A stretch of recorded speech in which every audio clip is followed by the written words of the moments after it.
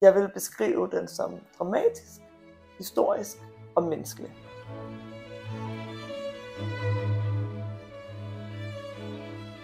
Jeg hedder Caroline Stjernfeldt. Jeg har lavet en trilogi, som hedder I morgen blev bedre, som handler om kong Christian den 7., hans dronning kong Mathilde og deres lægestruelse. Det er en historisk tegneserie, der foregår i 1700-tallet i oplysningstidens Danmark. Det er en historie om håb, kærlighed og ideologi, om kampen mellem drømme og virkelighed.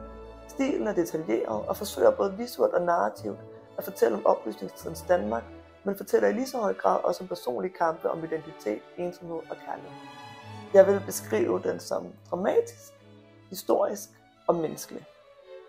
Bogen er oplagt til historieundervisning, da den giver et indblik i 1700-tallets Danmark gennem en personlig fortælling, som forhåbentlig efterlader læseren med et indtryk af tiden og dens intellektuelle kampe og får en til at ville vide mere. Bogen er også oplagt til at bruges i f.eks. i tværfaglig undervisning om kildekritik. Jeg ved, at den allerede bliver brugt på Rysensteen Gymnasium i et forløb, hvor man ser på historiske kilder fra perioden og sammenligner med blandt andet tegneseriens fremstillinger sammen.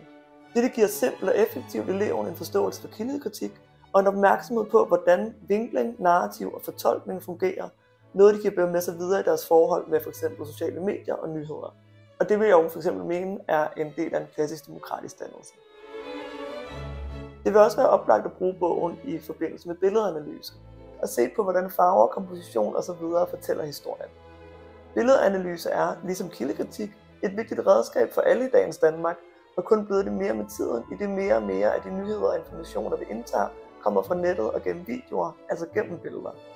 Det er derfor vigtigt, at vi forstår, hvordan billeder fortæller os, hvad de gør, og hvordan de kan manipulere os.